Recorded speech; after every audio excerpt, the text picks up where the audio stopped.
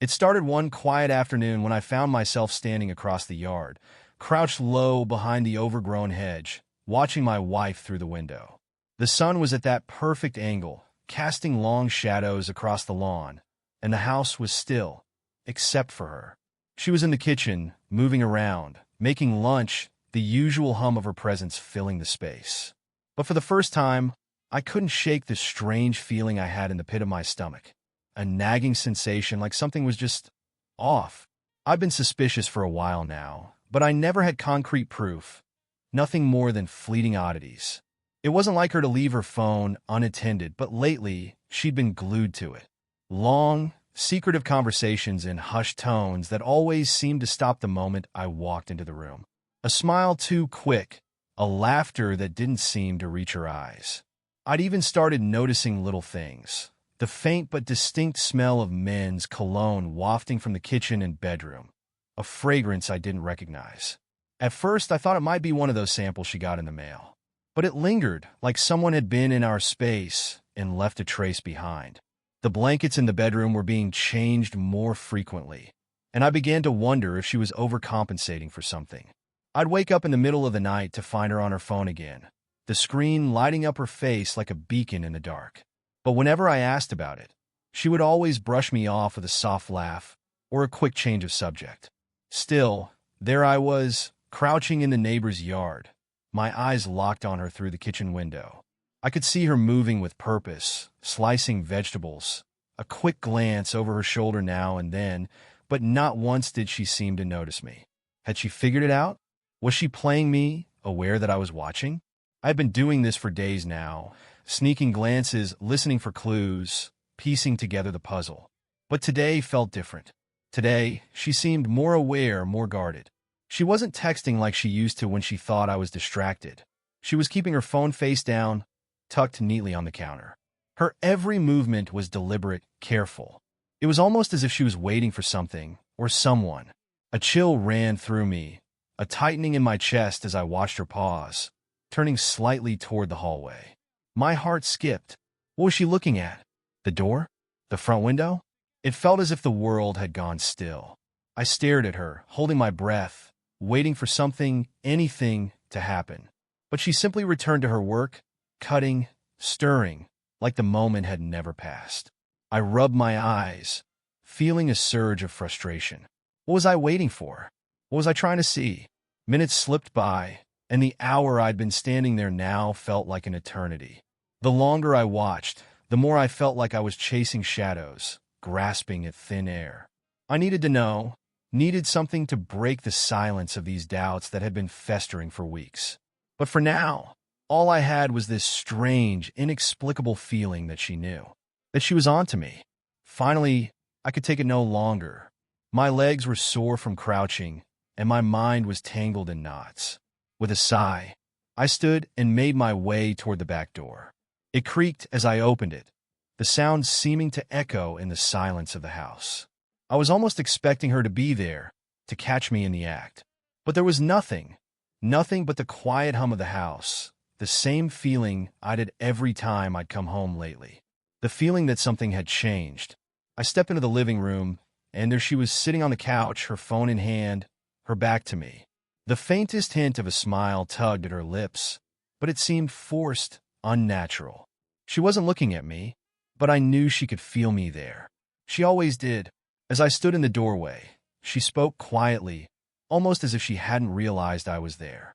"Vibe, my husband is here." I froze. The words were so soft, so casual, but they hit me like a slap in the face. She hadn't said that in months. Her voice, the way she said it, the tone, something about it felt wrong. I pretended not to hear, walking into the kitchen as if nothing was amiss. But my heart was racing, and a cold, hollow feeling settled deep in my chest. What was that? Who had she been talking to? Why did it feel like the walls were closing in around me? I didn't know yet, but one thing was clear. I was done watching. It was time to confront her. Time to find out what she was hiding, whether I was ready or not. I moved into the kitchen, trying to act casual, as if the words she'd just whispered hadn't sent a chill down my spine. The quiet hum of the house seemed louder now, the silence between us thick and suffocating. I could feel her presence behind me, her eyes on the back of my neck, but I refused to acknowledge it. Instead, I focused on the refrigerator door, pretending to look for something to eat, anything to break the tension. She didn't say anything at first, but I could hear the faintest rustle of fabric behind me. The sound of her shifting on the couch, the creak of her feet as she finally stood. I turned, just in time to see her walk toward the hallway, her phone still clutched tightly in her hand. The same phone she'd been so protective of lately. The phone that had started to feel like a weapon in this strange game of cat and mouse we were playing. I didn't follow her immediately. Instead, I waited. I had to be sure. She had been acting strange for weeks, but now I was starting to piece things together. The perfume, the secrecy, the late-night phone calls, all of it was building up to something I wasn't ready to face. But I had to. I needed to know the truth. As I stood there frozen in place, I noticed something else. Something small but significant. The faint smell of cologne. It wasn't overpowering, but it lingered in the air, just enough for me to catch a whiff. My mind raced. Had she been with someone else? Or was it just a coincidence? She'd never worn men's cologne before. I swallowed hard, trying to shake the image from my mind. I glanced toward the hallway, but she was out of sight now, probably in the bedroom. I couldn't let her get away this time. Couldn't let her slip further into whatever lie she was weaving. I walked down the hall, my footsteps silent on the wooden floor. When I reached the bedroom door, I hesitated. For a moment, I wondered if I was being paranoid, if maybe I was reading too much into things. But the gnawing doubt, the unease, wouldn't let go. I couldn't shake the feeling that something wasn't right. I pushed the door open slowly. She was sitting on the edge of the bed, her back turned to me, her head bent down as she fiddled with her phone. For a moment, she didn't hear me. I stood there, watching her, as her fingers moved across the screen, her thumbs scrolling in rapid motions. Was she texting someone? Her posture was tense, her shoulders slightly hunched, and I could see her jaw working, like she was biting back words. I cleared my throat, and she froze, the phone still in her hand. She slowly turned her head toward me, her eyes widening just a fraction before quickly masking it with a smile. "Hey, I didn't hear you come in," she said, her voice just a little too high-pitched. The smile didn't reach her eyes. I didn't respond immediately, choosing instead to step further into the room, my eyes scanning the space. The bedroom, which once felt like our sanctuary, now felt like a place of secrets. The sheets were freshly changed, the pillows fluffed to perfection, but something was off. There was a sense of urgency, as if she had been rushing to make it all look normal. "Who were you talking to earlier?" I asked, my voice calm but steady. Her fingers tightened around the phone, and she looked at me for a long moment before lowering her gaze. "Just some friends. Nothing special." I didn't buy it. There was something in her tone that didn't match the words. The way her eyes darted to the side, the slight tremor in her hands. She was lying, and I knew it. But I didn't push her yet. I wasn't ready to reveal everything I knew, to tear down the fragile walls she'd built. Not yet. I walked over to the dresser and pretended to rummage through the drawer, but I was watching her out of the corner of my eye. She was still on the bed, her legs crossed, her phone now placed face down beside her. She kept her distance, as if afraid to get too close, but her gaze never fully met mine. It was like she was trying to avoid something, trying to hide something. Then, without warning, I heard a soft ping from her phone. The sound was sharp, like a slap to the face. Her body stiffened immediately. She didn't move to check it, but I saw the flicker of something in her eyes. It was almost imperceptible, but I caught it. I could feel the tension between us tightening, the air growing thicker with every passing second. I couldn't wait any longer. I had to know. I walked over to her, my steps slow but deliberate. "Who was that?" I asked, my voice quieter now, like a trap being set. Her eyes shot to the phone, then quickly back to mine. She opened her mouth to say something, but no words came out. Her lips pressed together in a thin line, and for a moment, I thought she might break. I thought I might see it in her eyes, the guilt, the admission. But then she looked away again, her fingers tapping nervously against the blanket. "It's nothing," she said again, her voice trembling just enough for me to hear it. "Just a work message." But something in her tone was wrong. The words didn't match the way she was acting. I could see the panic rising in her. And for the first time in weeks, I felt the certainty that I was onto something. I was close. "Let me see the message," I said, my voice low. She shook her head quickly, standing up from the bed, her phone still clutched tightly in her hand. "I told you it's nothing. Please, just let it go." But it wasn't nothing. It never had been. "I'm not letting this go," I said, my voice harder now. I took a step forward, my heart pounding in my chest. "You've been hiding something from me. I don't know what it is, but I know it's not just work." She froze, her back to me now, her shoulders slumping as if the weight of the lie was finally sinking in. I could hear her breathing, quick and shallow. She didn't turn to face me, didn't even glance back. It was like she was waiting for me to make the next move. I stepped closer. The tension in the room was suffocating. There was no going back now. "Who is he?" I whispered. "Who have you been talking to?"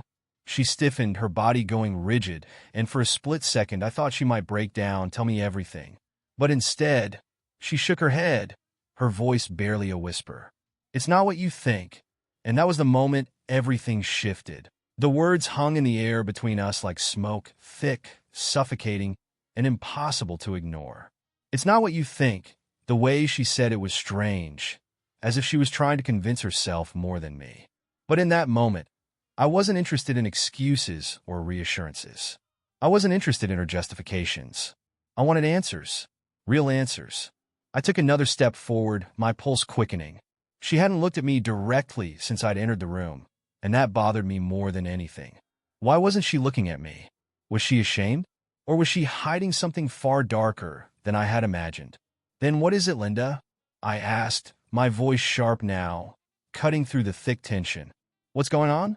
Her back remained turned, her shoulders rigid, but she didn't move. I could feel the standoff between us, the unbearable silence growing heavier by the second. Finally, she turned slowly, and her eyes met mine. They were wide, dark, almost glassy, as if she was fighting back tears, or was it fear? Whatever it was, it made my chest tighten. I was standing right in front of her now, close enough to reach out and take her hand, but I didn't. Instead, I waited, staring at her, waiting for her to say something, anything that would pull me out of this storm of uncertainty. She began, but her voice cracked, and she immediately cut herself off, shaking her head in frustration. "You wouldn't understand." I blinked, taken aback. Wouldn't understand? The audacity of that statement. After all the lies, after all the signs I'd caught, she was still trying to hold on to her version of the truth. That was when the frustration I'd been holding back for weeks finally started to bubble over. I stepped forward again, closing the gap between us, but this time my movements were slower, deliberate. I didn't want to scare her. Not just yet, but I couldn't stand the way she was dancing around the truth. "Try me," I said, my voice low, steady. "You think I haven't seen the signs, Linda? The late nights, the messages, the way you've started acting like I'm the enemy? I'm not stupid. I've been watching, and I know you're hiding something from me." Her eyes flickered, just for a moment, a flash of something. Guilt? Fear? Maybe both. But she didn't speak. She didn't even try to deny it. "Who is he?" I asked again, this time my voice cold, sharp. For a moment, she didn't respond, and I felt a flash of doubt, a moment where I wondered if I was pushing too hard, too fast. But then she spoke, her voice quieter now, almost a whisper. "It's not him, it's me."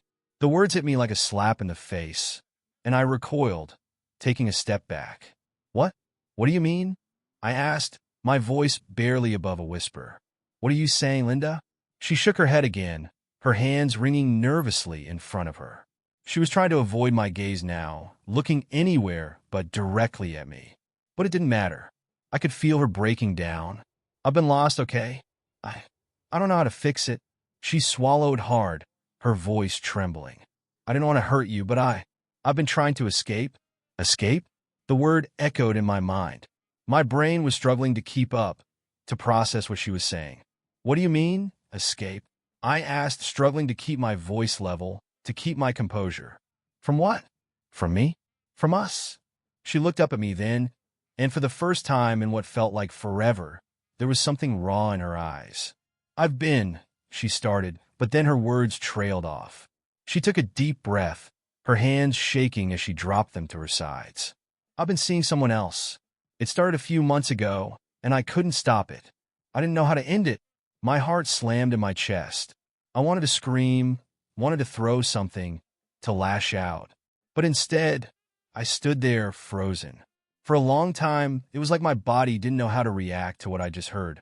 The room spun, the walls seemed to close in, and all I could focus on was her. The way her hands trembled, the way she couldn't meet my eyes for more than a few seconds at a time. Who is he? I demanded, my voice cracking despite my best efforts. Who the hell is he? She hesitated, biting her lip as if debating whether or not to tell me the truth. I could see her fighting with herself, her emotions battling each other. Guilt, shame, fear. Before she finally spoke. It's James. From work. I froze. James? My mind reeled. James, the one guy I had always trusted, the one I'd spent hours with at company functions, the one I'd shared beers with at casual happy hours, the one I never thought I needed to worry about. I couldn't breathe. The words wouldn't form. My hands clenched into fists at my sides as 1,000 thoughts raced through my mind. It was all so wrong. How could she do this? How could she betray me with someone I knew so well? Someone I had considered a friend? James? I repeated, the disbelief evident in my voice. James? You've been seeing him behind my back? All this time? She nodded, her eyes filling with tears now. I'm sorry. I never meant for it to go this far. It just happened, and I couldn't stop it. But I don't want to hurt you anymore. I don't want to lie to you. I swear. I'm sorry. I couldn't hear her anymore. Her words were drowned out by the pounding in my ears. James! She had betrayed me with him. A man I had trusted, a man I had seen as a friend. I turned away, my chest tight, my heart shattering into pieces I didn't know how to pick up. I needed space. I needed air. I needed to escape before I said or did something I couldn't take back. Before I could make it to the door, I heard her voice again, soft, pleading. Vibe, please. Don't leave. Let's talk this through. But I couldn't listen anymore. The door slammed behind me, and I was outside, the cool evening air hitting me like a cold slap. I stumbled toward the driveway, my legs unsteady, my mind a blur. My chest felt like it was caving in. I paced up and down the driveway, my breath ragged, the air sharp in my lungs. The cold night seemed to amplify the chaos in my head, every thought a jagged piece of glass that cut deeper the more I tried to process it. James! James! How could she? How could Linda betray me with someone I knew so well? Someone I considered a friend. It was as if everything I thought I knew about my life had just collapsed into a heap of lies. I ran my hands through my hair, feeling the tightness in my chest, the fury bubbling just below the surface. The questions came at me like a barrage of arrows. How long had this been going on? Was it really just physical, or was there more to it? How could she have been looking me in the eye every day, acting like everything was fine, when she had this secret? I felt nauseous. It was like I was drowning, gasping for air in a sea of betrayal.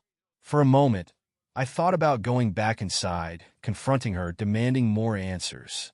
But what would that accomplish? What else could she possibly say? She'd already confessed to everything. Everything. And still, the sting of her words, the image of her with him, wouldn't leave my mind. I took a deep breath, trying to calm myself, trying to make sense of what had just happened.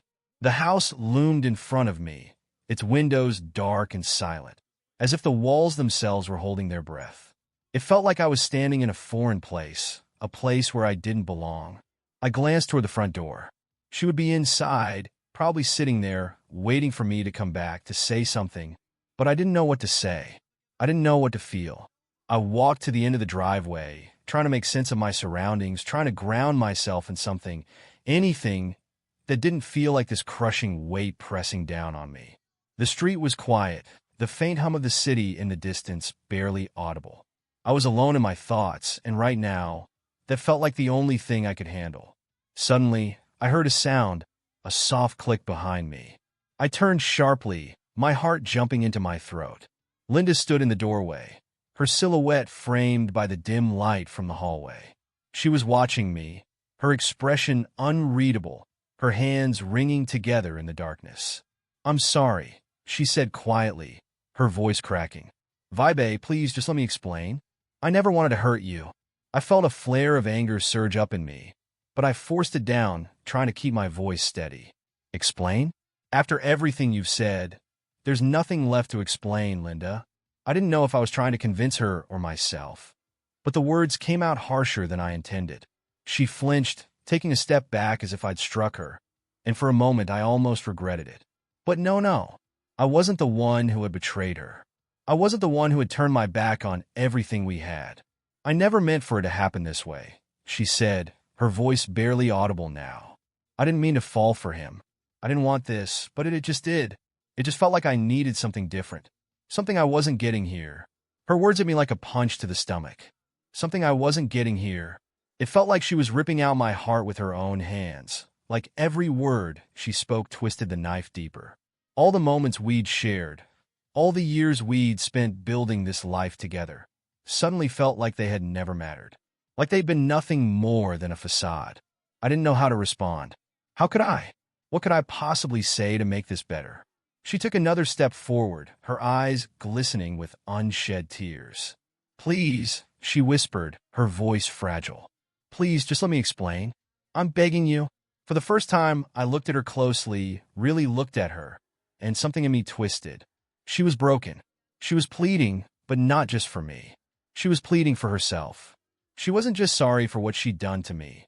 She was sorry for what she had done to herself, what this betrayal had cost her.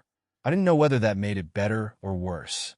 I took a slow step forward, my voice low, almost inaudible. "What did he give you, Linda? What did he offer you that I couldn't?"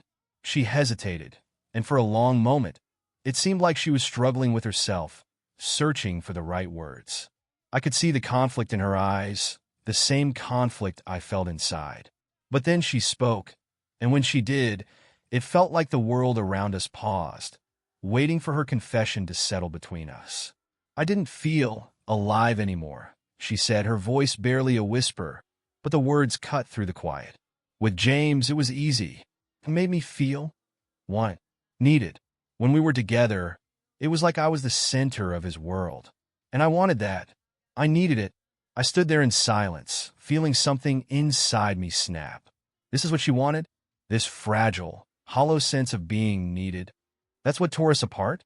I swallowed, trying to push the anger back down, but it was harder now. How could she? After everything we'd been through, after all the years of trust, the commitment, the vows, we had built something real, and she had destroyed it for this feeling. The empty promise of someone else making her feel special. But I couldn't just stand there, frozen in disbelief. I couldn't just let it all go. "So, that's it?" I said, my voice tight, my jaw clenched. "You throw everything away for a feeling? A temporary high? That is what you wanted, Linda?" Her head dropped, her shoulders sagging under the weight of her guilt. She didn't answer, and I couldn't bring myself to say anything more. The words stuck in my throat. I turned, my feet moving before my mind could catch up. I couldn't stay here. I couldn't look at her. Not right now. I didn't know where I was going or what I was going to do next. All I knew was that the life I had built, the life I thought was solid, was crumbling beneath me, and I needed to escape it for a while. I heard her call out my name as I walked away, but I didn't look back. I didn't know where I was going. I just walked. Each step felt like I was putting more distance between myself and the life I once knew, between the man I thought I was and the broken version of myself I was becoming. The streets felt colder now, as if the world itself was pulling away from me, leaving me in the shadow of my own thoughts. How did I get here? It was the question that kept circling in my mind, battering me with the same relentless rhythm. How did I get here, standing on the edge of my life, staring at a marriage I thought I knew, only to find out it was a lie woven together by all the little things I'd ignored, by the things I'd turned a blind eye to because I didn't want to see the truth. I walked aimlessly, passing streetlights that flickered overhead, casting long shadows on the sidewalk. The streets were almost empty, save for a few late-night wanderers, their footsteps as lost as mine. I didn't know how long I walked, but eventually I found myself standing in front of a bar. James' bar. I didn't plan on it. I hadn't even realized I was heading there, but now that I couldn't stop myself. I needed answers. I needed to understand. And if Linda wouldn't give them to me, maybe he would. Maybe he would finally show me who he really was, strip away the mask of friendship, and let me see the man who had stolen my wife. I walked in without thinking. The door swung open with a soft creak, and the warm, hazy light of the bar hit me like a wall. It smelled of stale beer, cheap whiskey, and desperation. I could feel the eyes of the few patrons lingering on me, but I didn't care. My gaze immediately found the bar, where James was sitting, chatting with the bartender. He saw me before I could make it to the counter, his eyes locking on mine with a flicker of recognition. For a moment, neither of us moved. Time seemed to stop, the air thick with tension. He smiled, a friendly, easy smile, the one I'd seen 1,000 times. But something in that smile felt different now, as if it was tainted, as if it were hiding something just beneath the surface. "Vibe," he said, his voice casual, but I could hear the edge of something in it. Something guarded. "What's up, man?" I took a step forward, my heart pounding in my chest. I could feel the anger rising in me again, a fire I couldn't ignore. How dare he? How dare he act like nothing was wrong? "I need to talk to you," I said, my voice low and steady. But there was no mistaking the menace in my tone. I wasn't sure what I was expecting, but I wasn't prepared for the look that crossed his face. His eyes flickered for just a split second, a momentary flash of guilt or surprise, something I couldn't place. He shifted in his seat a little too quickly and set his drink down. He looked around the room, as if searching for an escape route, but there was nowhere to run. This was it. This was the moment where the lies, the secrets, would unravel. Yeah, sure," James said, his voice a little too smooth, his smile now strained. "Let's step outside, yeah?" I nodded, my stomach tightening. I followed him out the back door, the cool night air hitting me with a sharp gust. The alley was empty, silent, except for the distant hum of the city. He leaned against the brick wall, his arms crossed over his chest, trying to act casual, but I could see the nervousness in his posture, the way he avoided my gaze. "You want to talk about this?" I said, my voice rough. "You want to explain what the hell is going on between you and Linda?" He froze. For a moment, he didn't say anything, just looked at me like he was weighing his options. I could see him trying to calculate the right words, the right response, but there was no more time for that. The truth had already spilled out of Linda's mouth. Now it was his turn. "Look," he said finally, pushing off the wall and taking a step toward me. "I didn't mean for things to get complicated. It was just supposed to be casual, you know? Nothing serious." "Nothing serious?" I repeated, my voice rising despite my best efforts to stay calm. "You've been sleeping with my wife, James." "My wife? You think that's casual? That's nothing serious?" He flinched at the words, but didn't back down. "It wasn't like that. It wasn't planned, man. I didn't come into this thinking I'd hurt you. It just happened. I wasn't expecting it either. You know how it is, right? Things get messy. It wasn't supposed to go this far." His words were a mix of excuses, the same kind of half-hearted apology I had heard from Linda. I wasn't buying it. The anger surged inside me again, hot and blistering, like acid in my veins. "I trusted you, James," I spat, stepping closer. "I considered you a friend. You've been in my home, in my life, and you used that to get to my wife." His eyes darted away, and for a brief second, I saw the mask slip, a flash of guilt, of regret. But it was gone too quickly, replaced by that same cool, guarded expression. He looked back at me, his face hardening, and something in his eyes shifted. "You really want to do this, Vibe?" he asked, his voice low, almost challenging. "You really want to go down this road? You want to tear everything apart just to make yourself feel better? Because that's not going to fix anything. It's just going to make it worse." His words hit me like a slap, and for a moment I didn't know how to respond. Was he right? Was this just my way of punishing him, of punishing Linda?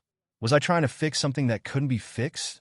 I took a step back, the heat of the anger fading slightly, replaced by a cold clarity. James wasn't going to give me the answers I wanted.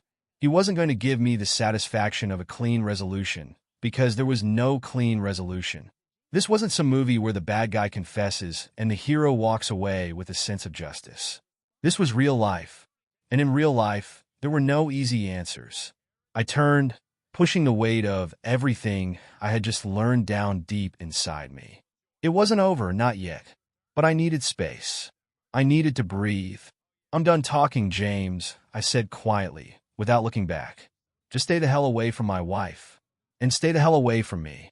And with that, I walked away, leaving him standing there, his presence fading behind me, just another part of the wreckage. The next few days were a blur of silence. Linda and I hardly spoke. The house felt like a stranger's place. Empty, cold, full of things that no longer made sense. I couldn't look at her the same way anymore, and the mirror didn't help. Every time I saw my reflection, it was like I saw a different version of myself staring back. A man I didn't recognize. A man I didn't like. But it wasn't just the silence between us. It was the way everything felt wrong. The way the walls closed in a little more each time we shared a room. I couldn't shake the feeling that something wasn't over. That the truth, the real truth, was still out there, waiting to emerge like a beast from the shadows. I needed to know everything. I had no choice but to understand what had happened, to force it into the light, no matter how much it hurt. It was the only way to clear the fog that had consumed my mind. That's when I found the letter. I was cleaning out the drawer in our bedroom, something I rarely did. I don't know why I did it that day, but I pulled open the drawer where Linda kept her jewelry, her receipts, the small things we all stash away for reasons we never remember. And there, at the bottom, hidden beneath a stack of unused notebooks, was an envelope. A plain, white envelope. It was addressed to no one. I picked it up, turning it over in my hands, my pulse quickening. Something told me I wasn't supposed to open it. But the urge was irresistible. My fingers tore at the flap, and inside was a single sheet of paper, the handwriting sharp and deliberate. I don't know how much longer I can keep doing this. Everything is falling apart. I know I should leave him, but I don't know if I can. You've given me everything, everything I've ever wanted, and I've betrayed you. But with him it feels different. I can't explain it, but I can't stop. I'm scared of losing both of you. I froze, the words sinking in like lead. It wasn't just a confession. It was a cry for help. It wasn't just James she had betrayed me with. She was torn between us. She wasn't just sleeping with him. She was emotionally invested, and that tore me apart in ways I hadn't expected. The letter was dated 3 weeks ago. It was written before I had even suspected anything. Before the perfume, before the new blankets, before I'd begun to feel that strange, heavy shift in the air. I took a step back, feeling the world tilt under me. It was a deeper betrayal than I could have imagined. Linda wasn't just cheating, she was lost. She didn't know who she was anymore. And the worst part was, it wasn't just me she had deceived. It was herself. I set the letter down, my hands shaking. There was nothing left to say. I didn't even know if I wanted to confront her with it. Did I really need any more answers? What would that change? What could she possibly say now that would make any of this better? That's when I heard the door open behind me. I didn't turn around, couldn't bring myself to, but I knew who it was. I felt her presence before I heard her voice. "Vibe." Linda's voice was tentative, like she wasn't sure how to approach me anymore. "What are you doing in here?" I could feel the weight of her gaze on me, but I didn't move. I didn't speak. The letter was still there, lying between us, the ugly truth now exposed. I felt like I had been stripped bare, naked, exposed, with nowhere to hide. "I found it," I said quietly, my voice colder than I had expected. The words came out without me meaning to, but once they were out, they hung between us like a noose. "The letter. From you?" I heard her gasp, a small, choked sound that betrayed the calm she had been trying to hold on to. There was a long silence, and then she stepped closer, her footsteps tentative, as if she didn't know what kind of man I was now, or what kind of man I had become in the wake of her betrayal. I didn't want you to find it," she said softly, almost pleading. "I was going to tell you, Vibe.